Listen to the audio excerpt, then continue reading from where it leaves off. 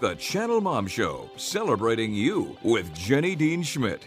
Brought to you by Pediatric Dental Group of Colorado, creating positive and rewarding dental visits for kids of all ages since 1977. But first, my commentary today, and it's going to be, Dan, you're going to have to be ready, sharpen your verbal skills. He's cracking his knuckles. Because we're just going to talk about a bunch of stuff. I am going to get to the jersey thing. I know it's a little bit of old news, but the Greeley jersey situation, I want to talk a little bit about that. I've heard people talking about it this week. And because my husband's a high school principal, I just thought, let's chat about that. But before that, if my husband's listening today, he probably has a frown on his face because I shot back at him this morning when he was trying to help me and give me a story, and I thought he was criticizing me. It's very depressing, ladies. Is everybody ready for this, for all the money that you may have been wasting here for the last, 10 years?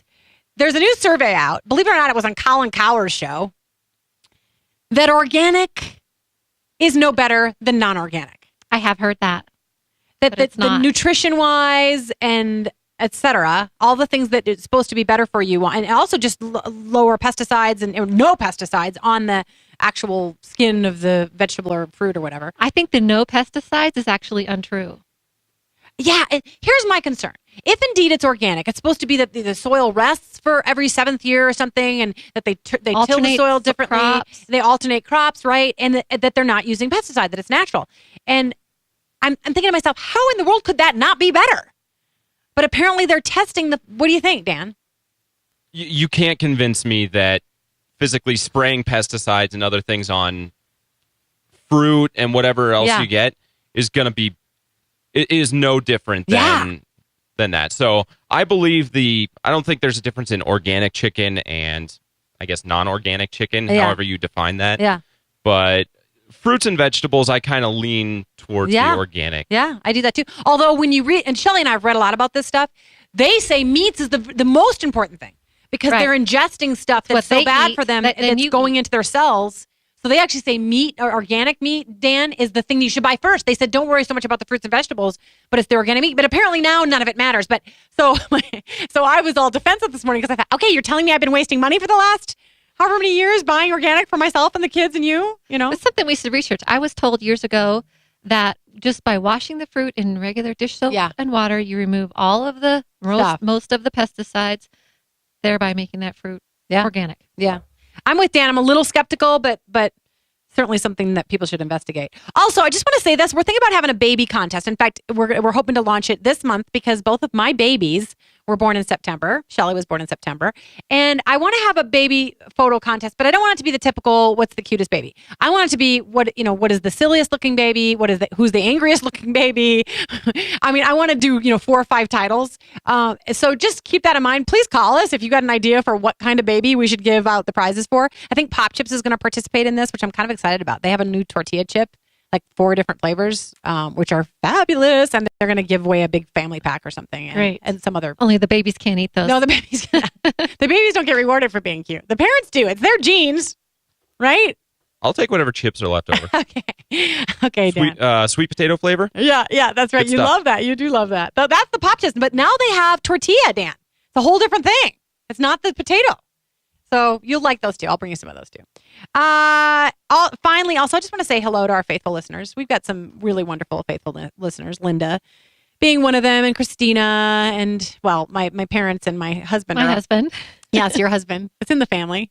And so we're so appreciative of the folks who listen to us regularly. And if I've missed your name, please forgive me. Jackie and her daughter often listen as well. So I'm just, we're very fortunate to have some very, very faithful listeners, and we enjoy them.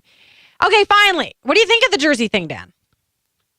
I don't think a lot of people understand the actual problem that's going on in Greeley.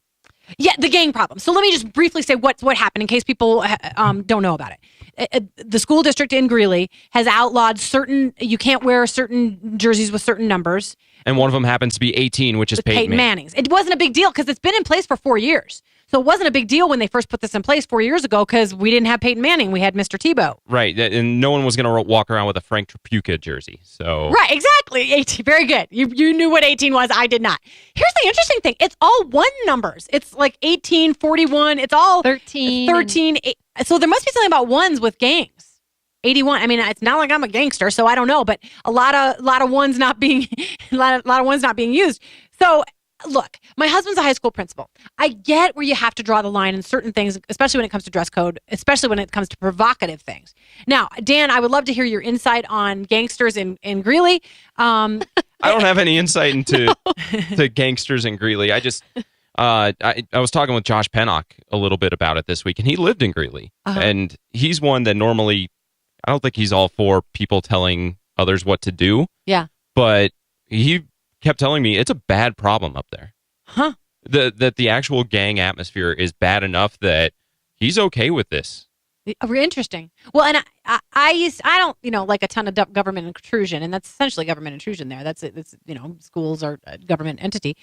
Just so people know, the reason they outlawed those numbers is that they're affiliated with gangs. Those particular numbers are affiliated with, if you wear them, you're showing that you're affiliated with. Well, wearing it also could get you in harm's way. Exactly. So I get why they did it. It does make me sad that we've come to a place in America where a school has to control a child's life and a child's well-being more than the family does. And by the way, the reason people join gangs, and it's a proven fact, is to have a sense of family. And so now they're going over here trying to get a sense of family, and now the school has to control that wrong family, and that's what makes me sad, is that our families are so messed up that the school has to step in and say, you can't wear the number 18 because you're in the wrong gang family. Is that going to continue this year? You can't wear 18 I mean, they were still? defensive of it. Yeah, they were defensive of it. If you want to support Peyton Manning, you got to do it not on school time.